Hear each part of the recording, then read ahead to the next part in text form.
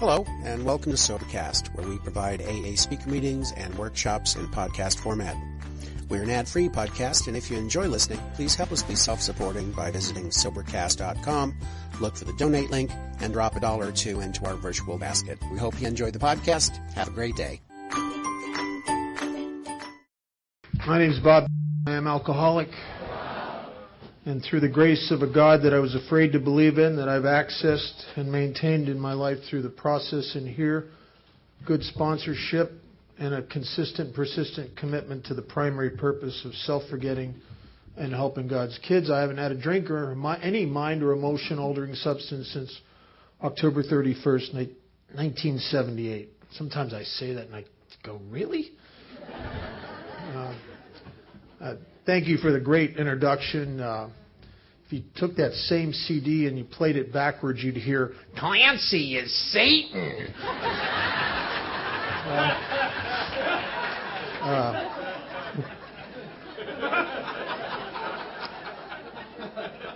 Don't let him get this talk. I'll get some bad direction out of that one, I'll tell you. Dave says to me, Lean's sitting here, leans over and says, how come you get two gorgeous girls? I said, because God loves me. I don't know. I can tell Dave anything. I just love him. Ever since that incident at the petting zoo, I figured he won't judge me for nothing. Oh, I'm sorry. I wasn't supposed to share that, was I? Oh, there's another name on my 8-step list. Sorry, Dave. I'm delighted to be here. There's a lot of old friends here. The talks have been spectacular. I could listen to Sandy read the phone book. And I'd hear God talking. I'm telling you. I just love listening to him. I have since I got sober. One of the earlier CDs I ever heard was from 1976. It wasn't a CD, it was a cassette. From 1976, my first sponsor and one of my dearest friends spoke in Hawaii with Sandy at the same conference, and he gave me that CD of Sandy, and it was just, it lit me up. That's when he was talking about Drop the Rock. And I had a rock. And it was, and Sheldon gave a great talk. So did Bill, Polly. I've always enjoyed Polly. Bob. I heard Bob Thursday night we got here, and we went over to hear him talk at a local group. Got some great speakers coming up. Good panel tonight. My job is just not to screw up the weekend. I don't want to be the one guy that everybody goes, boy, that was a great conference except for that guy from Vegas, you know. Of course, my hope is that they might think it was Sheldon. So, I'm supposed to talk about something that is dear to me because of the results of it in my life, but yet more than anything in Alcoholics Anonymous, it was the one thing that terrified me the most, and that was step 8 and 9. I'm kind of on, I can sort of do most of the rest of it. I mean, I'd spent years in therapy, so the 4th and 5th step was not that big of a deal for me. I don't know. The God thing was that I had my certain barriers and prejudices to get through and old ideas to abandon. But once I was able to do that, and I'm good with that. But this 8th and 9th step frightened me. I remember sitting in meetings and listening to people talking about their experiences, and you know, some of you newer people might find this hard to believe. People in AA have a tendency to dramatize their own stories a little bit. So I'd hear these people tell these horrendous amends stories, and some guys would be like, they was almost pounding the table, and I paid back every dime, and I thought, oh my God.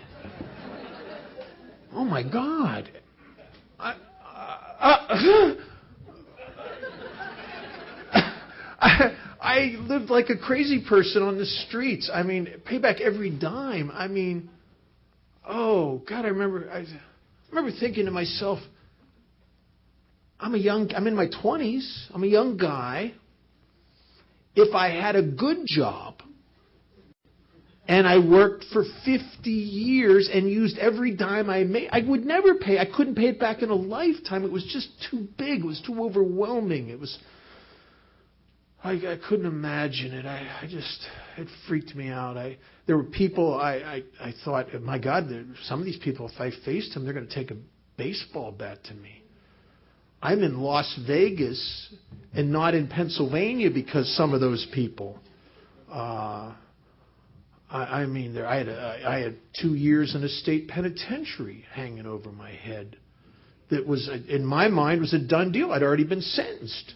And the kind judge, stayed the commitment and said, we're not going to carry out this sentence. We're going to put you in a place for a year that I could have stayed in and would have stayed in for a year if they'd have let me drink there. But I mean, I can't stay in there and stay sober. I mean, that's a lot to ask for a guy with my emotional disposition. And so I got to Vegas on the run. And I have a mother and father the problem is I always loved my mom and dad. I always loved them. I tried hard to blame them. I went to therapists and talked about how I couldn't even come up with stuff. Well, I go from one extreme to the other. Well, my dad was always gone working all the time. And then the next session, they were always there smothering me. And, it's like, well, make up your mind. And I'm always trying to hang stuff on them. But that's what you do when you hurt people and you owe them. You got to blame them, right? And I couldn't imagine ever making any of it right. I knew it was too late for some of that stuff. And if you're new here, and your feelings about step 8 and 9 may very well be like mine were. It was horrifying to me. And I want you to know something, that you're not there right this minute if you're new.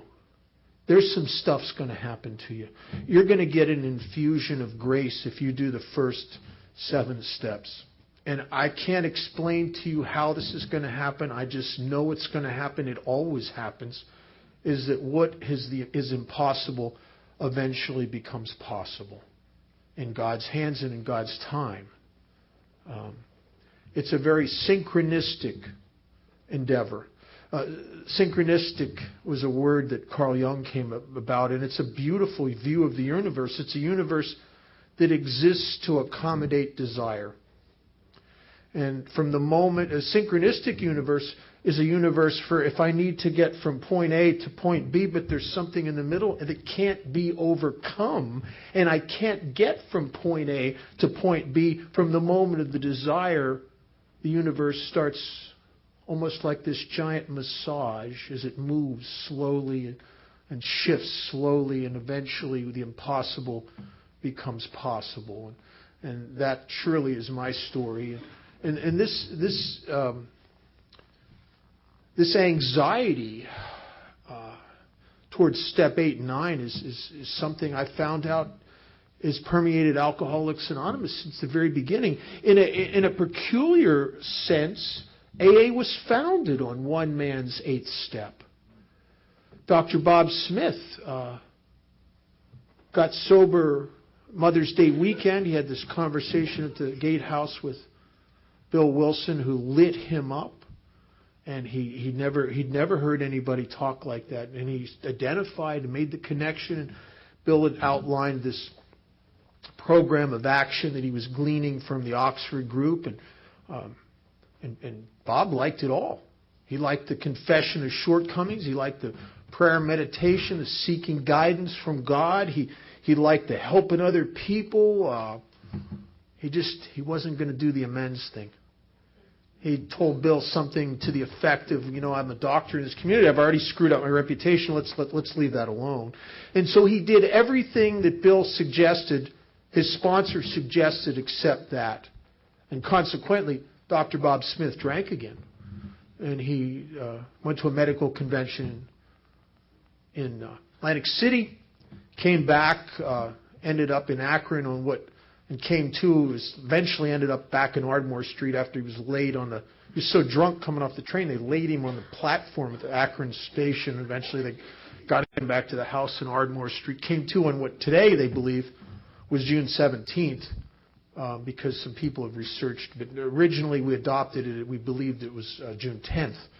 And we've adopted that as our Founders Day, the day we believe Dr. Bob got sober. But regardless of the day, Dr. Bob came to that morning, and as I came to hundreds of times, just where you're drinking round the clock, because when I drank exactly like Dr. Bob. I mean, when I start, I can't stop. I'm that guy. I forego eating. I forego everything just for the next drink. I'm the kind of alcoholic, and Bob, I think, was like this. I could drink and pass out. I could get drunk 3, sometimes 4 times in one day. Now, you do that for a week or 2, you're sick because you're not eating. Your blood sugar's whacked. You're in bad shape. And he came to with the tremors, just bad tremors as I used to come to. I used to sit on the edge of the bed or couch or floor or park bench or wherever I was. And I just grab myself and rock like I want to jump out of my skin.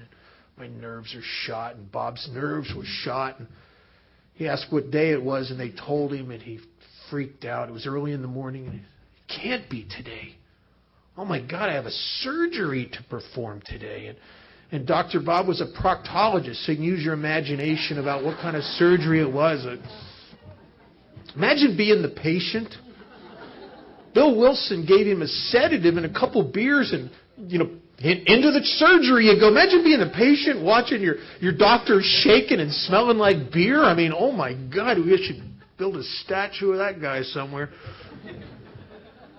My friend Bill Pittman told me he searched the Akron City Hospital and St. Thomas Hospital records trying to find out more information about this guy. They couldn't. He wanted to know, flesh the story out a little bit. What happened to the guy? All we know is he lived, but did he whistle when he walked or what? We don't know.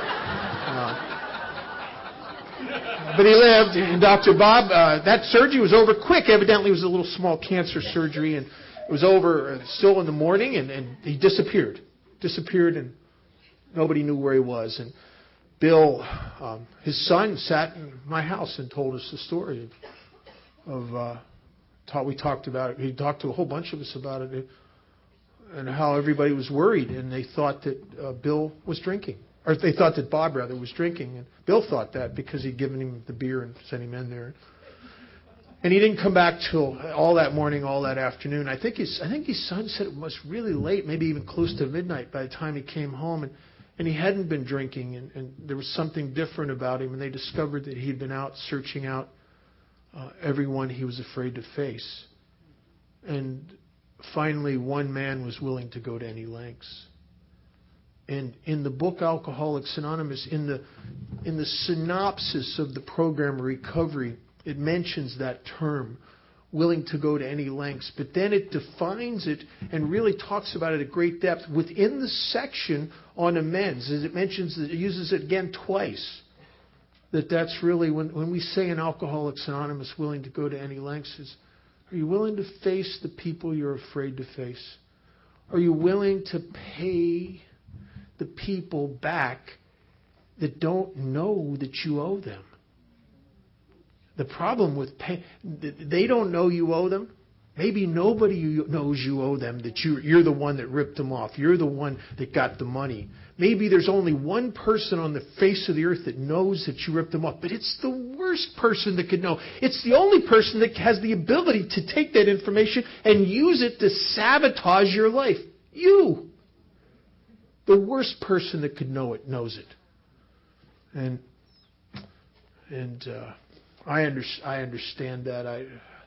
I've experienced the karmatic shifts in my own life as a result of taking actions that I didn't believe would work, that I didn't think would make a difference, that I thought had something to do with some kind of high moral issue, and really it wasn't at all. It had to do with my spiritual condition and aligning myself with God, and consequently with His kids, and so that there would be a rightness in here and a freedom so I can walk free on this earth. And,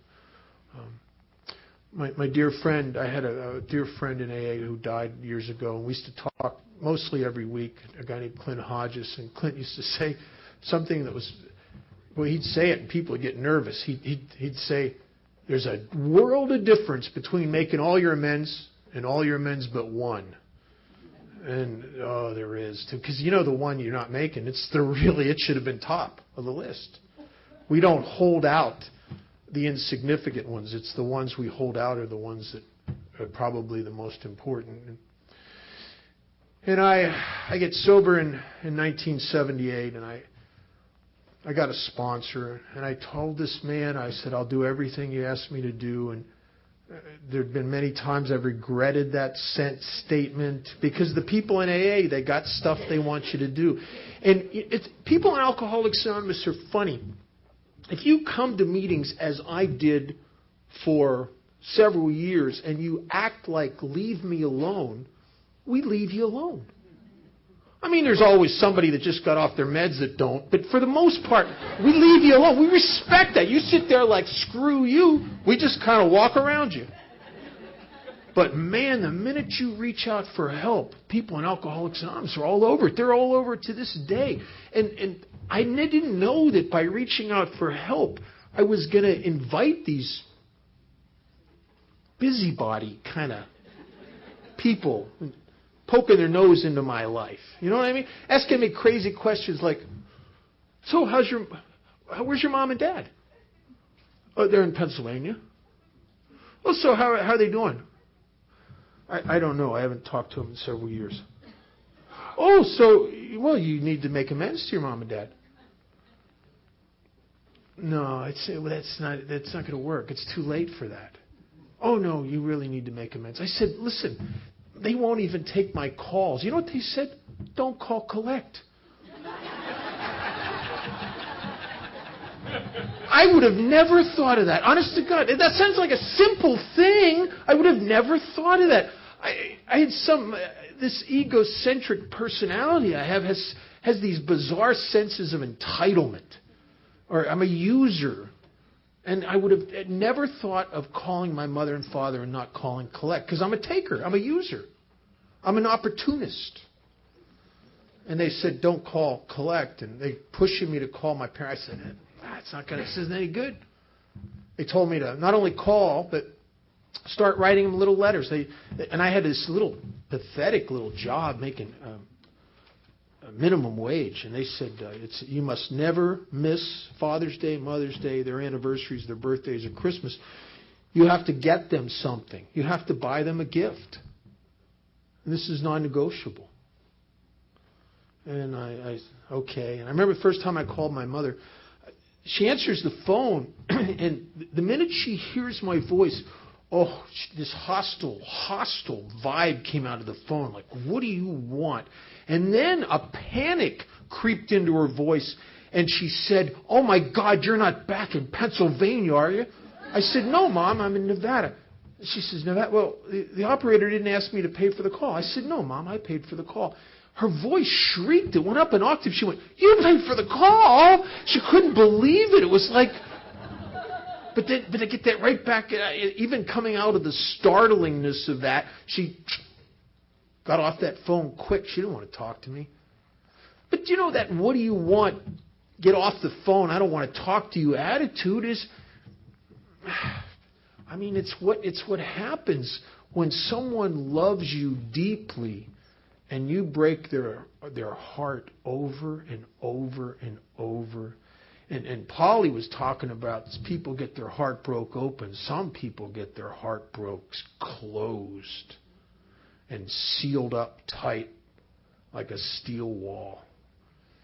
And I thought this is hopeless. But I kept taking the actions that the people in Alcoholics Anonymous did. I remember Christmas came and they told me I had to get my parents both a present. I got my mom a little tiny thing of the perfume she likes, and I got my dad a necktie. It was like $8 or $9 necktie. It was pathetic.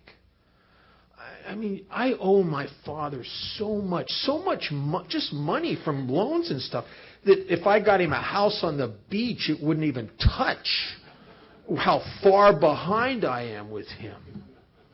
And I gave him this little pathetic necktie. I wouldn't have done it, because if you hadn't have made me, you made me do it. I did it. And you know something? For a moment, it lit my dad up, and the wall came down, and then he put it right back up again, because that's what, you get hurt enough. That's what you do. There were times I was discouraged. There was times I was even angry that my parents, after a couple of months of this, why not I put back in the will? Why not I brought back into the family, for God's sakes? And that's so ludicrous on my part. The book says 10 or 20 years of drunkenness would make a skeptic out of anyone. There's a long period of reconstruction ahead. And there is. Long period.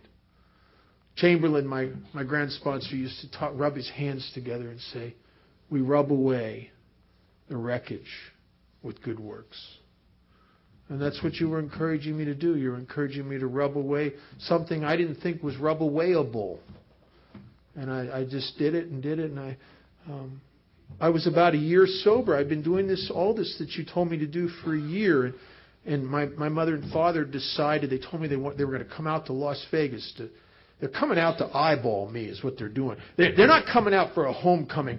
They're coming out with a skepticism and as if I'm probably still a bum who's trying to con them and get back into their good graces long distance.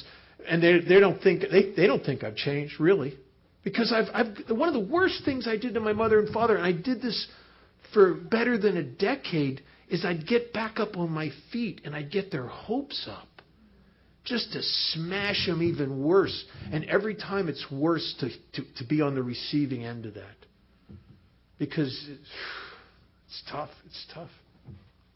And they came out to just thinking, well, if he is a bum, we've never been to Las Vegas, it won't be a complete loss. And they came out, and I met them at the airport, and they had a room at the Stardust Hotel, and I took him out to dinner with my sponsor and his wife, whose wife was passed away many, many years ago. And we went to a nice. I told my sponsor, I said, I want to take him to a really nice restaurant. And I got a job. I got this job. I'm making, I don't know, $120 a week or something. I don't know, something like that, not much more. And I had never been to an expensive. I had no idea what an expensive restaurant. I had to pull my sponsor aside and borrow the money, because it was more. The check was more than my take home in a week. It was unbelievable.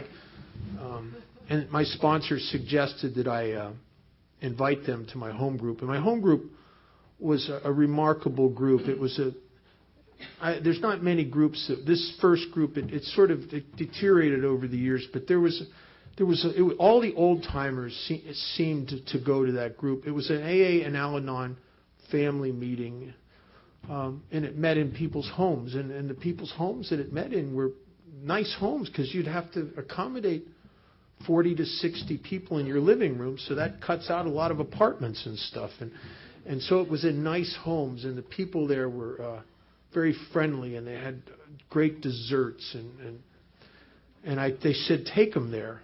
And I didn't want to take them there. I felt kind of almost like ashamed that I had to go to AA. But I invited them there, and they didn't know anything about AA. Nobody in our family had ever went to Alcoholics Anonymous. I found out later that I had some uncles and aunts and a grandmother on one side and a grandfather on the other that were alcoholic, but it was very well hidden. Nobody talked about it. Most of them were periodics. I was the first person in my family to ever go to AA. I was the first person in my family to ever go to prison, go to jail. I was the first person in my family to ever ended up in a psychiatric ward. I was the first person in my family that ever stuck a hypodermic needle in his arm for recreational purposes. I was the first person that ever put things up his nose. I was the first person that ever did beer bongs. I was the first person that ever had DTs or had to be detoxed. I was kind of a pioneer in a way, I guess.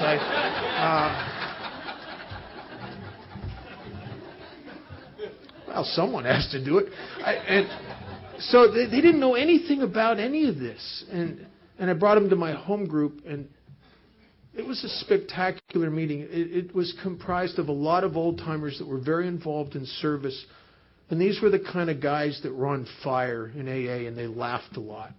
And they screwed with the new people all the time. I mean, if you had a problem, the level of mirth your problem would create for them was amazing. They just laugh. Oh, that's great. And they get to see me being picked on by the old timers, and my Dick Toussaint was one of the big picker-oners. He'd pick on all of us, and he does that to this day. He's just got a great sense of humor. And then there were guys that I ran around with, and I ran with a pack of guys, and we were on fire. I mean, we didn't know what we were doing, but we were doing a lot of service and a lot of 12-step work. We hadn't read the book yet, so we were carrying the disease more than the message, but we were on fire. We were the AA stormtroopers, and we'd go to the detox in the prison, and we're going to beat these people into sobriety, So the old timers would look good, and they got to see me with not only the guys I run around with, but the newer guys. And we pick on the newer guys. Now, we're not sober that long. I'm sober a year, and I'm picking on people with a month. But AA functions on the first rule of plumbing, that crap runs downhill. And all of that was a tremendous feeling of love and laughter and camaraderie in that group. And my parents loved it. I don't know that my dad died right before I think I was 6 years sober, I guess. And I don't know that he ever understood it like my mom did. My mom later came to really, really understand AA and be as a non-alcoholic person, go to a lot of me. That's a whole other story, but she was amazing. But right before, I remember sitting in there at my home group, and someone's talking about getting their kids back.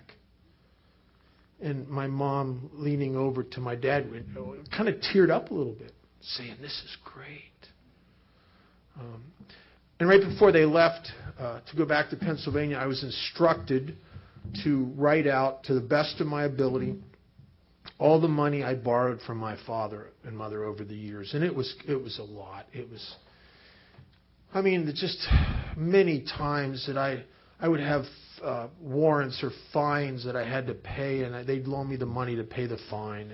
Where I drank away my rent money, and they would loan me the money so I wouldn't be thrown on the streets, or my car would fall apart, and they'd loan me the money to get it fixed, and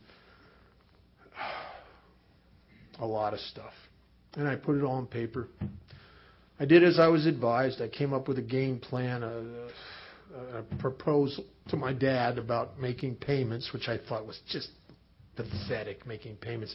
It's not that I don't want to it's not that I don't want to pay him, but I'd like to hit the lottery and do it in a big check, like get a pat on the back and all. They told me that you sold your integrity a nickel and a dime at a time, you'll buy it back a nickel and a dime at a time. It just seemed pathetic to me.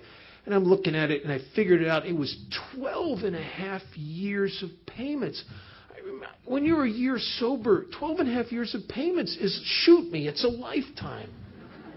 But they said, you just pay it. It's just you'll get used to it after a while. I thought, yeah, I don't know.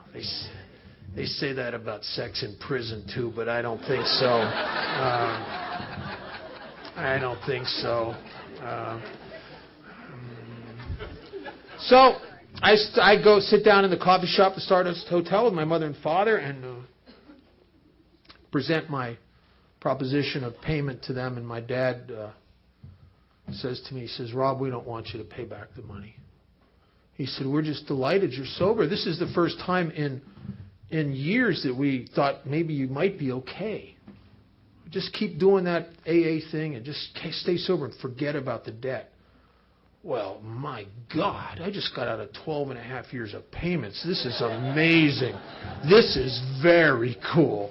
I just left there, man, I'm on a cloud nine. I'm on my way over to my sponsor's office to tell him the good news, fantasizing about other people I owe. Wonder if I get them to see the light like my parents did. I'll mention my service commitments. And I get to my sponsor's office, and I tell him the good news, and he said, it doesn't matter what your dad said. This is your debt. This is your recovery. This is your integrity. This is your spiritual well-being. You've got to make that right. And there are times you just have a bad sponsor. It's just because he's raining on my parade. I mean, this is not a willful deal. And I didn't know that the ego doesn't have to be proactive. It can be opportunistic also. And selfishness is often opportunistic. And he said, you have to find a way to pay him. And I thought, I said to him, I don't think there's a way to do that. My dad's, they're not mega rich or anything, but they're comfortable. And if I just send them a little check every month, they're not even going to cash it. I don't see any way I can make this right. And he said this crazy thing. He says it to this day. I've heard him say this for the last 33 and a half years. He says, I don't know, but a way will be shown. And I thought, I don't know, but a way will be shown. What the heck? What's that mean? I mean, jeez.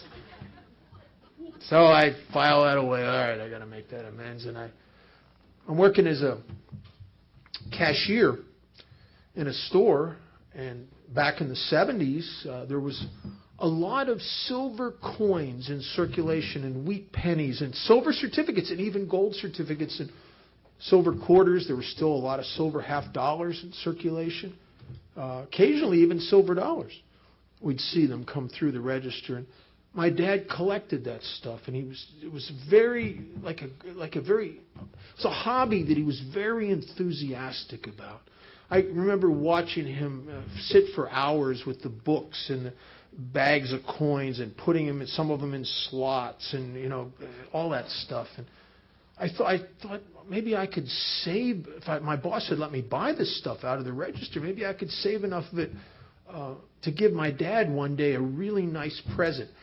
Never thinking that I was going to absolve the debt with that. That would be ludicrous. But just to give my dad a nice present, it seemed like a nice thing to do.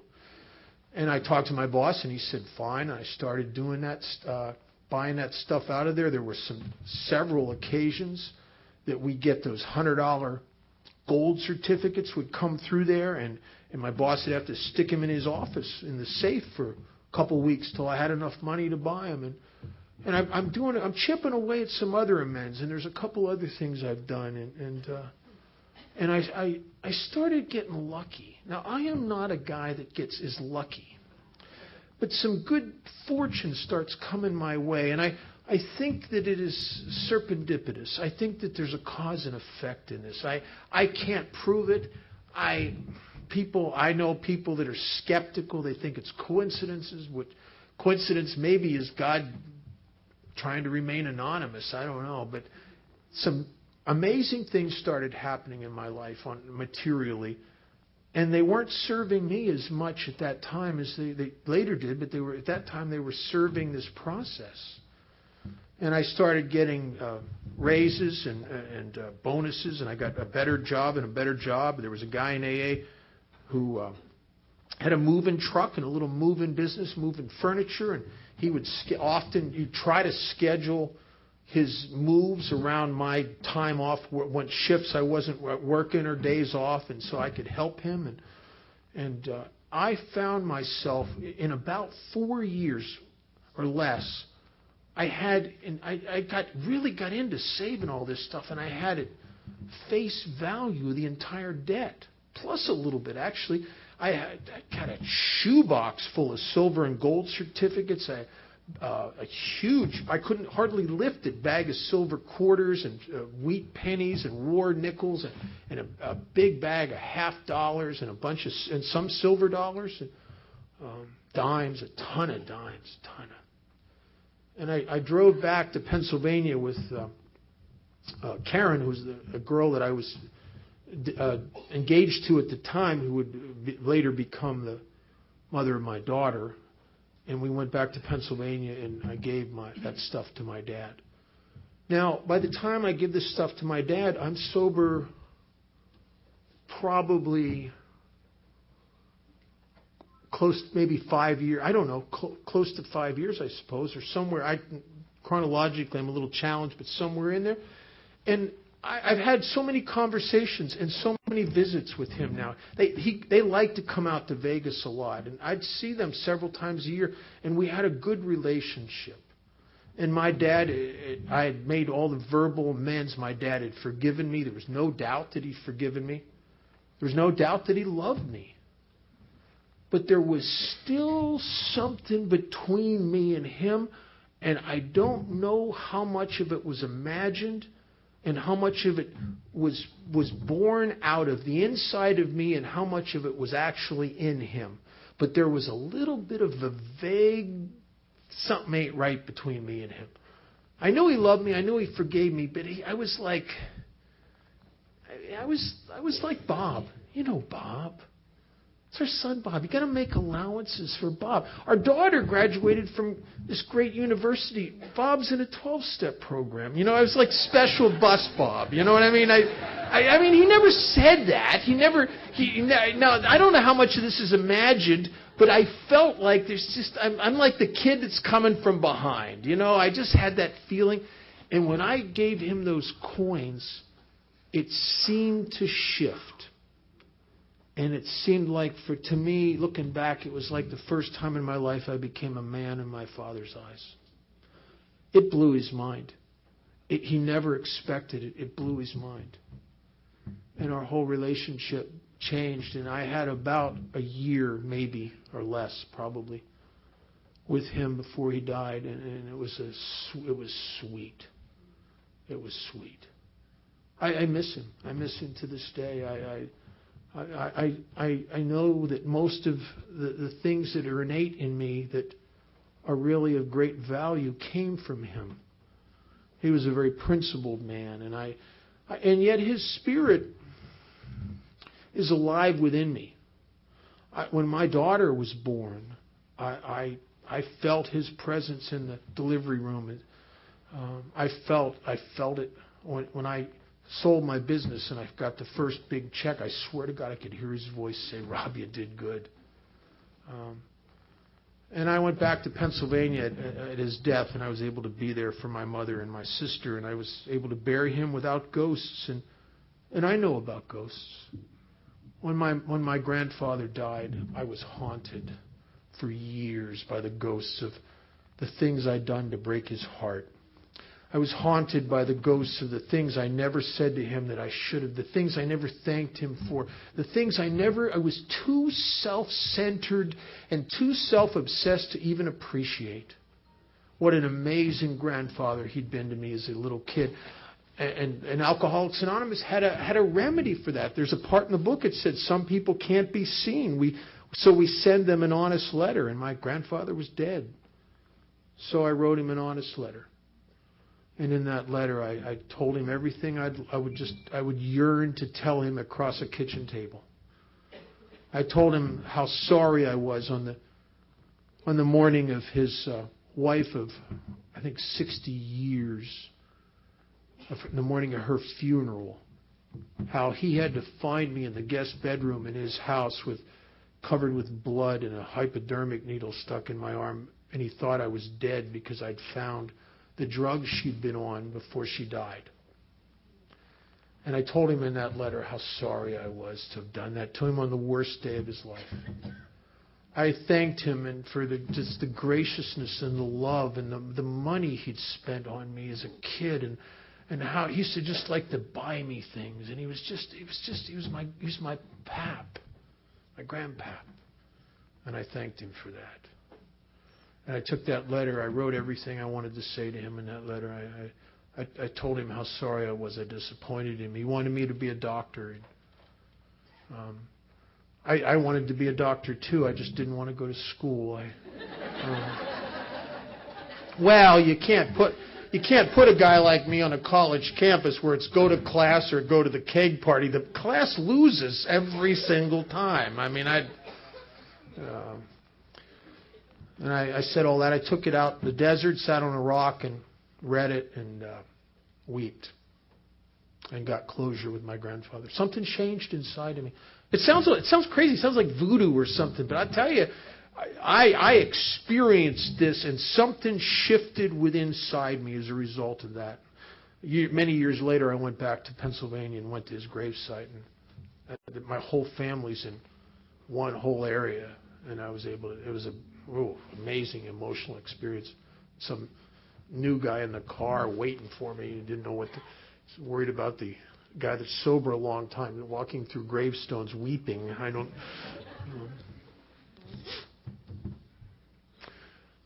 One of the more difficult amends I've ever had to make was, I've had several I've had to make for things I've done sober.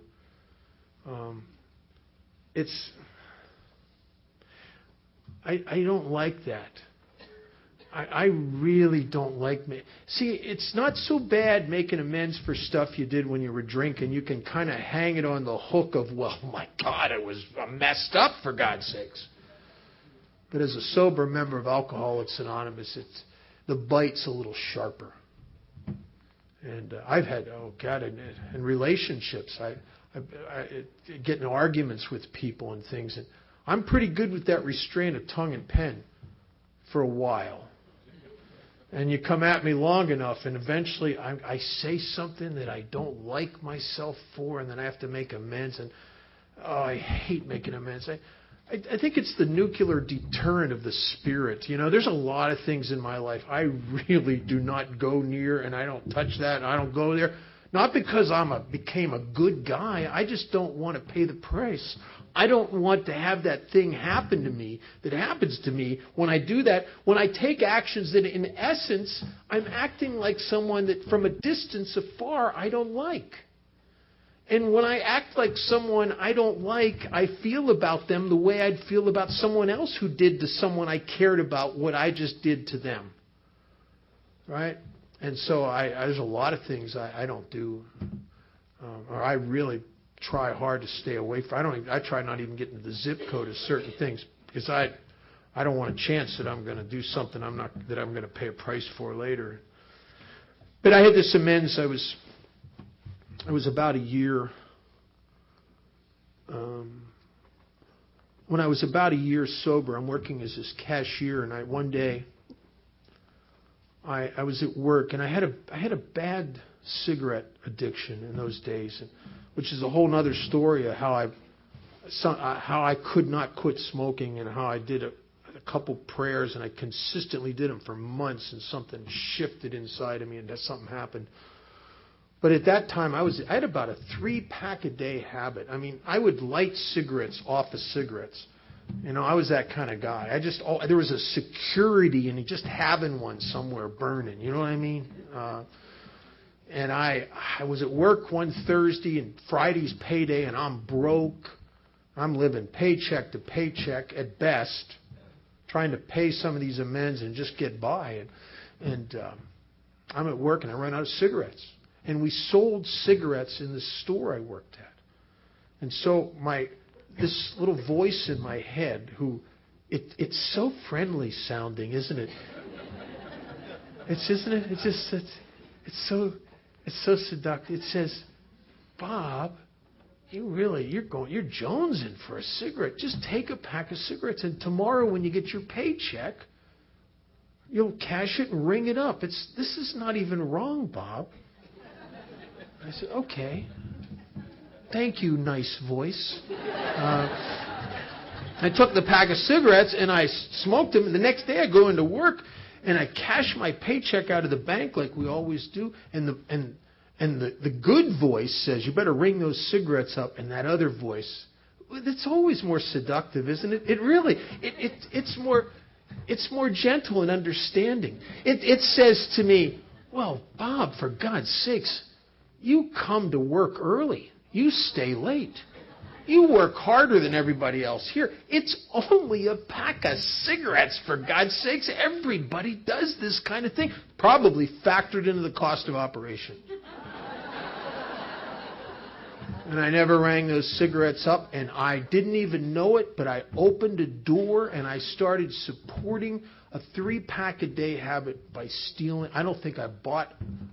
I had to be out somewhere away from where it was rare in the next probably a year that I bought a pack of cigarettes anywhere. And then in no time at all, I'm taking Diet Coke, 6 packs of Diet Coke, because once you start stealing, what the heck, you know what I mean? And I started doing that, and I started getting really sick. And, you know, in our book, it talks about this, the world or the realm of the spirit. And I've noticed something peculiar with me, is that I can take some actions over here that are spiritually debilitating, but the evidence of that debilitation doesn't show up in that arena immediately. It shows up over here and over here and over there, and then eventually it shows up over there. That's like almost the last place it shows up because of the deviousness. One of the greatest tricks the ego has ever done is to convince me it doesn't exist. It's a great shift changer. And so I start getting sick in all these areas. And one of the things that started happening to me is I didn't want to go to AA meetings anymore. And I remember this. I remember being in a meeting, just storming out of there thinking, listen to all these people with these platitudes and all this stuff, thinking, these people in AA are liars. They're phony. They're hypocrites. And I don't know that what I'm doing, I have no idea, is I'm projecting this unconscious sense of myself as a result of my actions onto you. See, I'm the hypocrite here. I'm the guy who's stealing from his boss every day, going to AA meetings and trying to have, as it talks about into action, living the double life. My stage character that I present to the people in Alcoholics Anonymous is Bob with his spiritual suit on. And then the guy I know I really am, I'm a liar, I'm a cheat, and I'm a thief. And eventually it caught up with me, and I'm starting to mentally tear apart the guy I work for and everybody else. I mean, it's bad. And I get down on my knees one night because I've had good training in Alcoholics Anonymous from the beginning. They told me to get down on my knees twice a day, and then talk to God throughout the day. And I was getting on my knees just simply to thank Him for that day of sobriety. And I didn't know about the 11th step, self-examination, yet. And I was on my knees to thank God for that day of sobriety, and I'm in bad shape here. As a matter of fact, I was starting to thinking about drinking again. Now, I'd sweep it under the rug because it wasn't like a full-blown obsession. But one of the things in this store, we sold all kinds of stuff, but one of the things we sold was alcohol. And I tell you, when you're in fit spiritual condition, what it talks about in the 10th step is really true. You can be around it. You're placed in a position of neutrality, safe and protected. It's like selling shoes. It doesn't mean anything. The bottles don't talk to me. They have no seduction or power. It's just something that's just merchandise. But man, after I've been stealing for a while, I remember being at work one day, and a guy came in and he wanted to buy this stuff. I'd never heard of it. It didn't exist when I was out there. It's called Jägermeister. And I guess it just came out. We just had some, just got it in, didn't know much of it. I didn't know anything about it. And this guy's telling me about this Jägermeister. He says, oh my God, it's like the best alcohol buzz you ever had, coupled with cocaine and opium, and it's really amazing. And I went, really?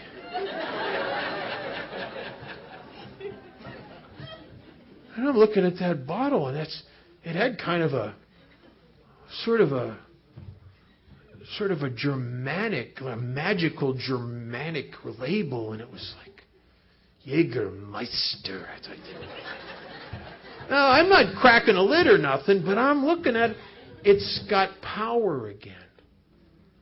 Because why? Because lack of power is my dilemma, and I've cut myself off from any source of power that comes to me, either through me, directly from God or through you directly, indirectly from God. I'm cut off from you, and I'm cut off from God. And I yearn for something. All of a sudden, alcohol starts looking like medicine again to me. Medicine for this malady of my spirit. And I get down on my knees that night, and I'm thanking God for that day of sobriety. And I just screamed out, and I'm not going to use the words I used, but God, what's going on? And this instantaneously, the moment I asked the question, it was like a veil lifted up, and I knew what was going on. I didn't like it, but I knew what was going on.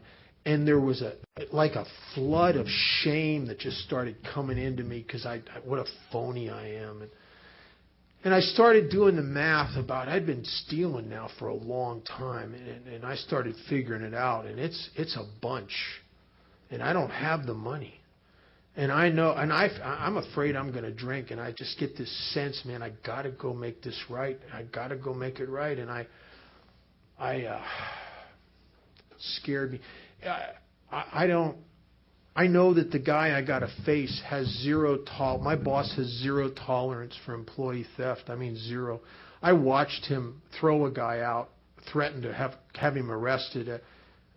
In retail, it's understandable. You can't have any, because an employee can just destroy you.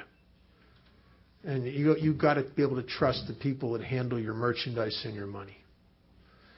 And I have to go face this guy, and I know I am convinced I'm going to lose my job. And then I'm going to have to go find another job so that I can make payments. I don't have the money. I'm going to have to go find another job to make payments. And how am I going to get another job? I mean, now I got another huge blank spot on my resume. I have a lot of those, unexplained. Well, what did you do for those 3 years? Sold blood and drugs and stole. And how do you hook that up? And I'm going to have a hard time getting a job. And the guy that I got to go face heard me one time pontificate about my program of rigorous honesty. I'll tell you what I learned from that. Never trust anybody who goes out of their way to tell you how honest they are. I tell you, I know some people I believe are very honest, and they'll tell you that you get them afraid enough, they're liable to lie to you. They might make amends later. And I had to go see this guy, and I prayed myself right up to it, and I remember talking. I started telling him about it, and he got pissed at me. He started yelling at me. And what he's yelling at me is, I can't argue with it. He'd really been very good to me. And I just broke his heart. And when he's done yelling at me, I realized that he hadn't fired me. And I said, I still have my job. And he, yeah, you're going to pay it all back. And I go, oh, yes, sir, yes, sir, yes, sir, yes, sir. And I sat down with a piece of paper, and I figured out to the best of my ability how much it was. I added on another 10% and another $50. And I did it because I was so ashamed of myself, and I wanted to be free of this so badly that I would rather overestimate it and get free of it than underestimate it. And let me tell you something. If I'm trying to figure something like this out and I'm wrong, it ain't going to be wrong in your favor. You know what I mean? I'm just wired that way. I mean, and I started making those payments, and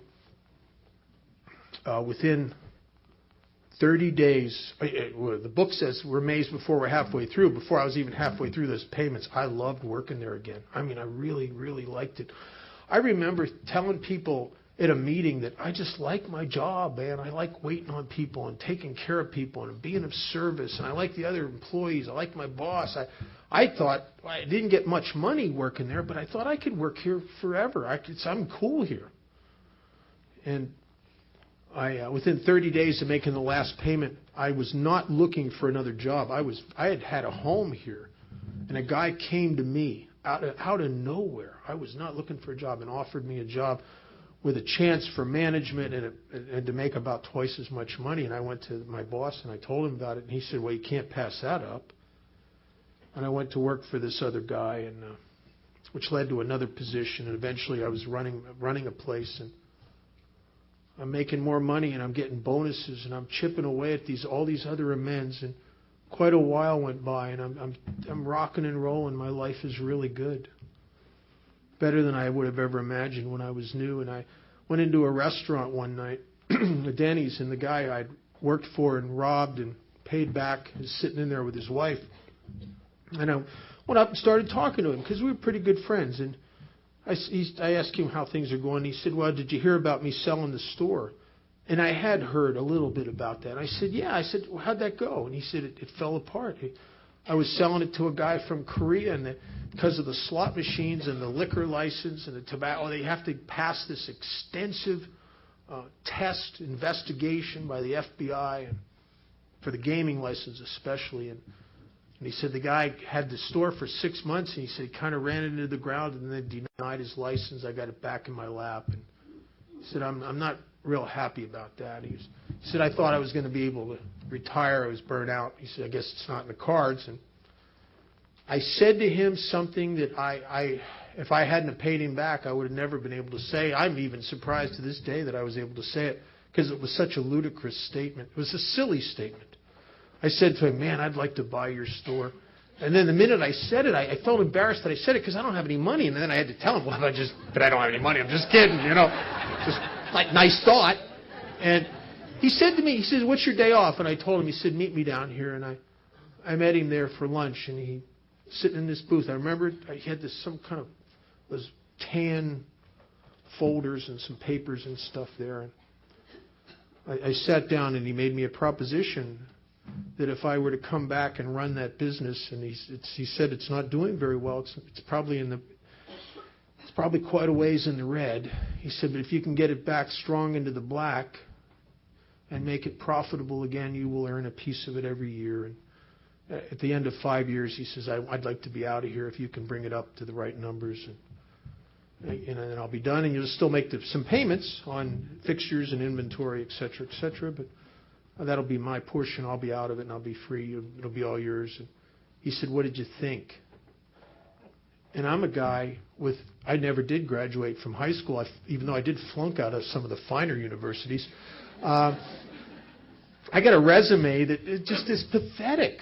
I mean, it's the only thing on there that looks good at all, and I can't do that anymore, is I was a counselor at one time, and it was actually very good until I lost the job for being drunk on the job. I was actually a very good alcoholism counselor.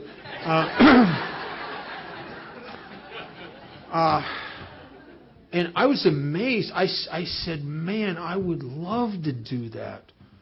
And by this time, I'd had a conversation 2 years or so before, a couple years before, with Chuck Chamberlain. He taught me how to go to work. He saved me from quitting my 9th job. Right, it was the job I had right before this came up, and Chuck had told me how to go to work. He said, "Kid, you got to forget yourself. You got to go to work for one reason only. That's to help God's kids." He said, "All that stuff, what you're getting paid, how much you're appreciated, none of your business. You go to work to help His kids, to be helpful, be of service." And I went to work for this company. We went into this partnership, and I went there every day to be of service. And I was on fire, and I loved it. And I think that company, that store was grossing about $600,000, little less, I think, when I took it over. And I think at one point we never hit 10 million, but we were close on a couple occasions. And I didn't actually want to go to 10 million because it puts you in another thing with the IRS, a whole different ball game. But we just kept getting close. And I sold that company. By the time I sold it, it had 5 stores. I sold that company many years ago. Actually, it's been quite a few years now. And I was able to retire in pretty good shape. I mean, in such good shape, I thought I'd never have to worry about money the rest of my life. And God loves people who think that kind of stuff. And had a couple years of where I really really learned how to trust God. It's easy to trust God when you got a couple $100,000 in the bank and you're worth $5 or $6 million. It's when you see it all start to go down the drain, and you don't know where the bottom is. That's when I have to remind myself of the truth. The book calls it the great reality. that we find it only one place. You don't find it in a checkbook. You don't find it in a meeting of Alcoholics Anonymous, even though it will speak in meetings. You find it deep down within you. Even when I hear God talk through you, the receptor is deep down within me that resonates and knows and makes that connection. And so I was able to retire from that business. And over the years, I've had the privilege of sponsoring a lot of guys and helping them to walk them through amends. And I'll tell you, there's nothing more fantastic than that, because this is the big show here. When you get to watch relationships change, when you get to watch men and women who have been just depressive people, who have been part of the mental health system for years, get free of stuff, and all of a sudden the lights are on and they're helping other people, and they got their kids back, and all kind. I mean, we see some amazing stuff in Alcoholics Anonymous. And this is the one place I made a lot of amends in early sobriety without the guidance that I should have had. And I really ask the guys I sponsor, especially in this area, don't do this alone. The alcoholic mind is the great trickster. The ego is devious. And a couple things that I'd like to read a couple little passages out of the book. One is on the bottom of 77 through to the top of 78. Bill Wilson says something 3 times in one paragraph, and I have great respect for Bill's ability as a wordsmith. And if he says something once, I heed it. If he says it twice, I think it's important. If he says it 3 times in different words in the same paragraph, he's trying to you got to get this. And this is such a crucial thing he's talking about in amends here, because often amends. I'm making amends to people who I don't even think I need to. Going into the 4th step, these are the people that really owe me an amends. And now I'm coming out the other side, and through this was our course, and the process in the 4th step, I'm starting to look at it from a different angle now. And I'm starting to see it through their eyes, and I'm starting to look at my side of the street and realize what I did. And I'm not hiding my own selfish, vindictive, self-seeking behavior in the shadow of what they did wrong anymore. And I'm starting to look dead on at my actions. It's not a pretty sight. I was great at hiding what a terrible son I was behind the shadow of the imperfections of my mother and father. What a terrible employee I was because I could find something wrong with my boss. Or what a terrible boyfriend I was because I could find something wrong with my girlfriend. And how often I would stare at the defects and the problems and the imperfections of others to justify myself. And so here I got to do this completely different. And one of the things that happens is because I had the remnants of this judgment. The ego does not like to give up a judgment. I think I got the kind of ego that it doesn't care if it kills me, as long as after I'm dead, everybody thinks, well, at least that Bob was right. I mean, he's dead, but he's right. And so Bill says it 3 times, and he says it the first time at the top line in the last paragraph on 77. He says, under no condition do we criticize such a person or argue. That sounds simple enough, but some of these people, it's not criticism, but they need a little correction. Do you ever know? I mean, just a little tweaking. We are there to sweep off our side of the street, realizing that nothing worthwhile can be accomplished until we do this. So then here he says it again, using different words, coming at it from a different angle, same thing. Never trying to tell him what he should do. Never? But they need to know, don't they? No, they never. His faults are not discussed. We stick to our own. 3 times. Because he knows, Bill knows me. I think he knows us. Here's a guy that's hurt you, but you've changed your attitude. You realize he's a sick man, couldn't help it. And now you've cleaned up your side of the street. You made amends. You paid him the money or whatever the deal was that was your side of the street. At that point, after humbling yourself like that, the temptation to want to straighten him out for his own good, it's just overwhelming.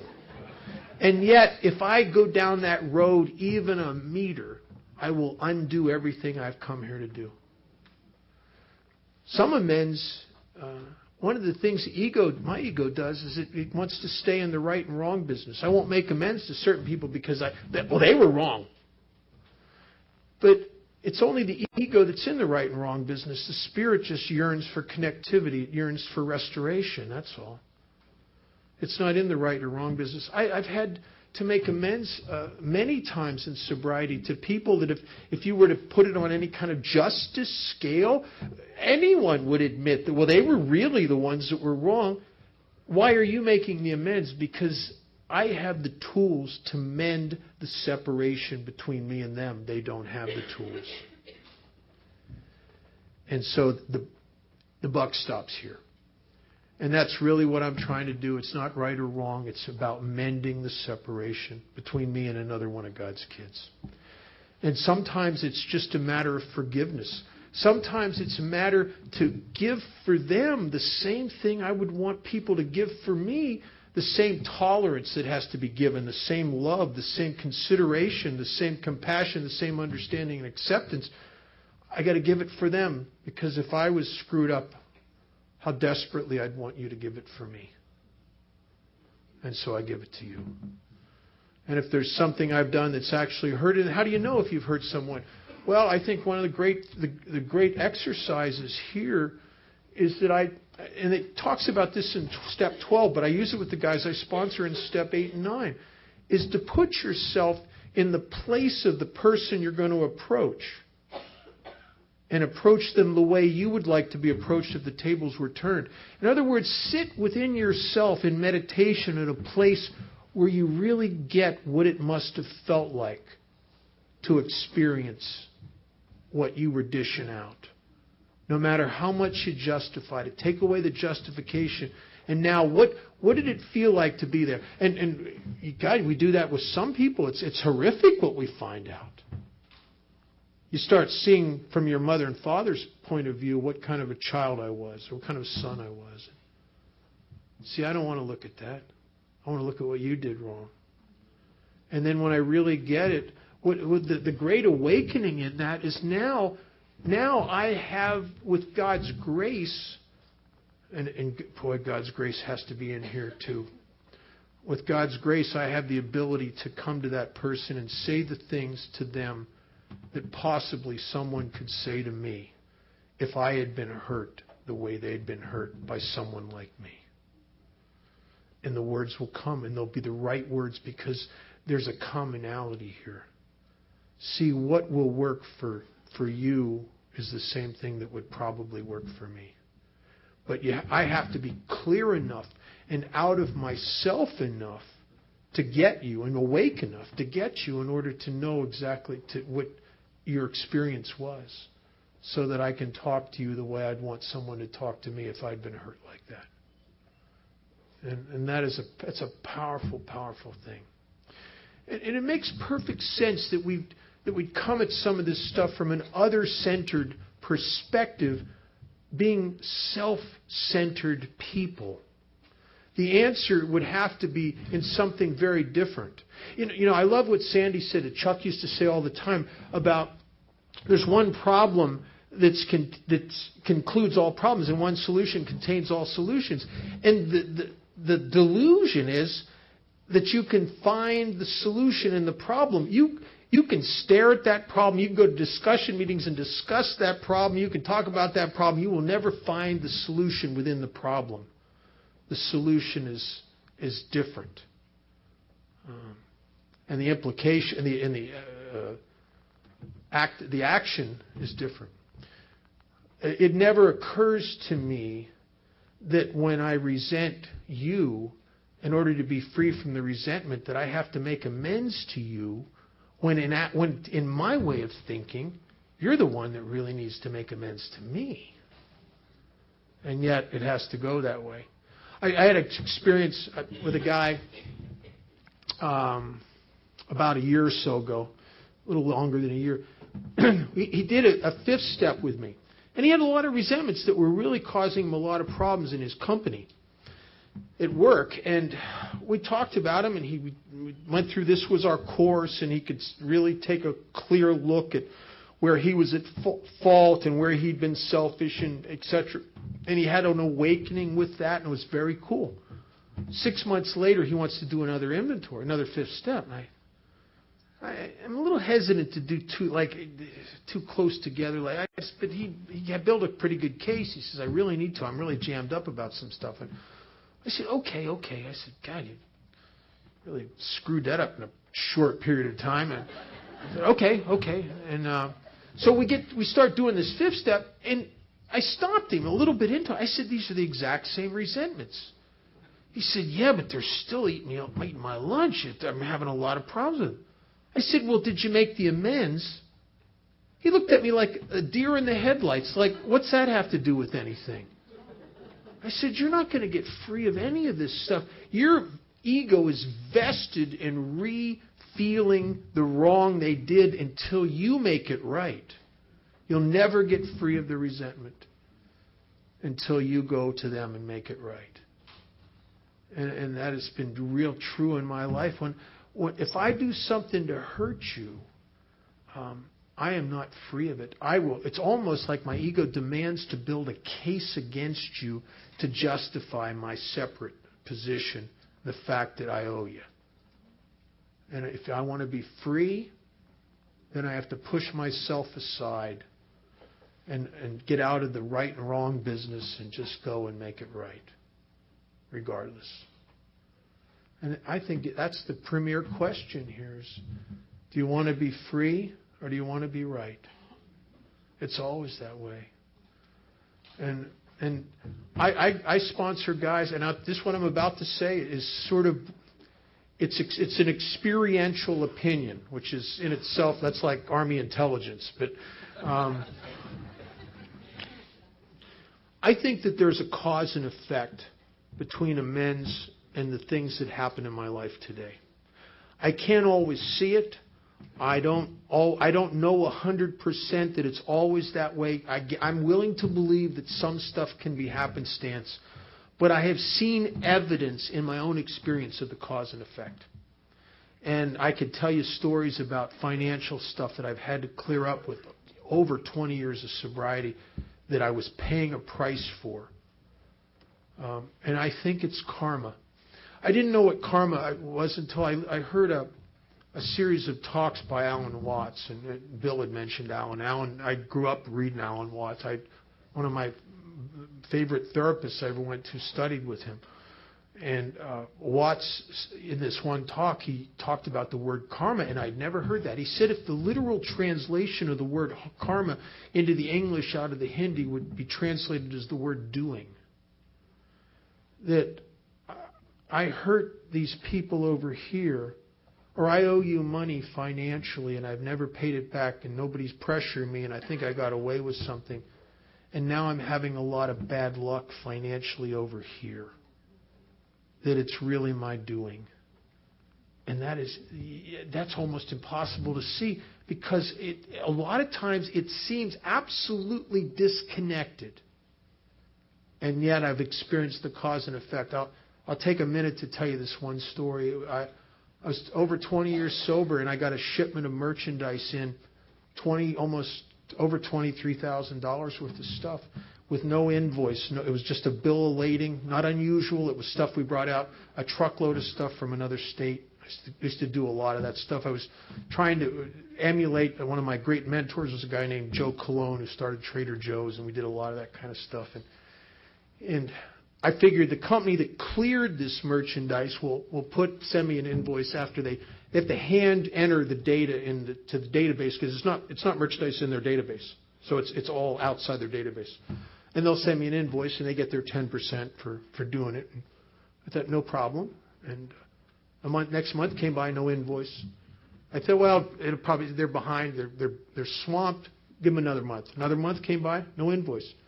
I said to my office manager, Linda, who was one of the great untreated Al-Anons of the world. I mean, oh my God, she was so loyal. I told her one time, if I had 10 people like you, I'd conquer the world. She was amazing. She had my back almost to a fault. And I said to Linda, I said, call this company up and offer and tell them that we need to send them the check and et cetera. And she called him up, and she didn't do what I told her to do because she's overprotective of me. Instead, she called him up and she said, would you go through your records and see if there's any possibility that there's an outstanding invoice and something we owe you? And they went by and they said, no, we don't. No, you don't know. You're good. Matter of fact, you don't owe us anything. She came into my office. She was excited. She said, we don't owe him anything. I said, oh, Linda, we got to pay that bill. We have to pay that bill. And she said to me, well, why don't we wait till after the holidays? Because our cash flow will be so strong over the holidays in retail, you just be easy then. And the evil voice said, well, that makes perfect sense.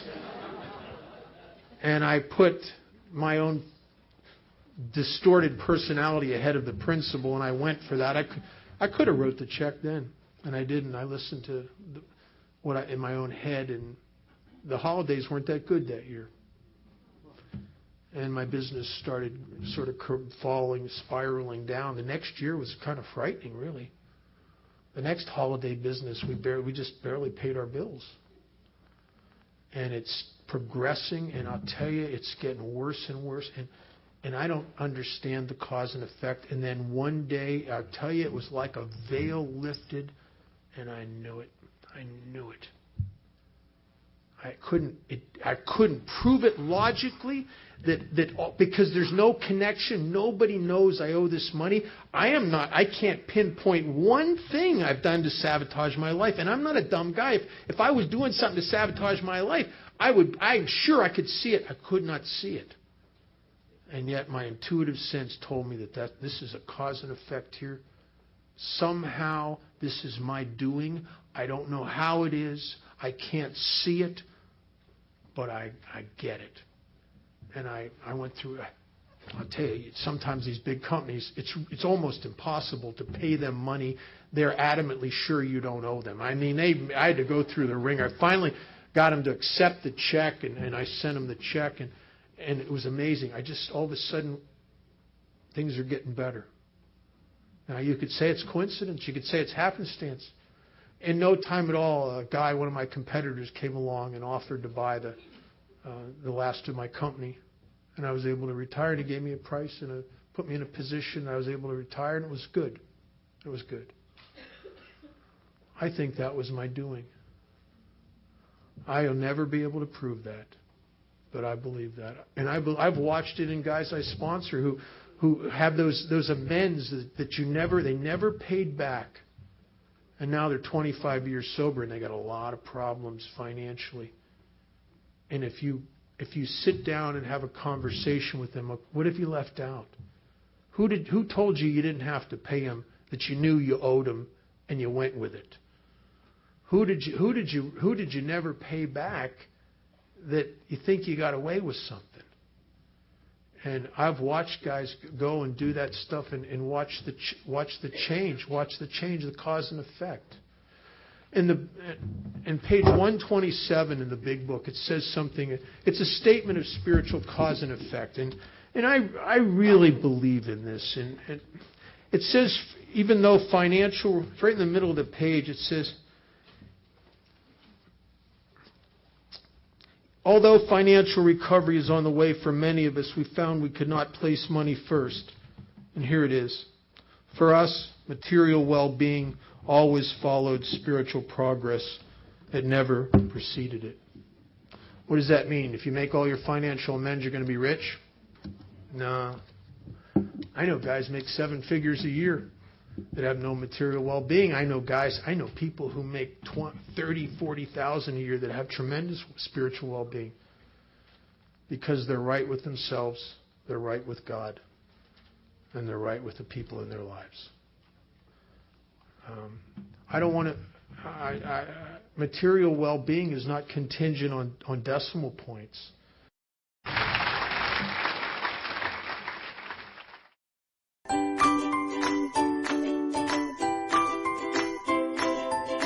Thanks for listening. I hope you enjoyed the podcast. Sobercast is ad-free, and we'd like your help in order to keep it that way. So if you'd like to help us be self-supporting by pledging $1 or $2 a month, visit Sobercast.com and look for the donate links. Thank you very much.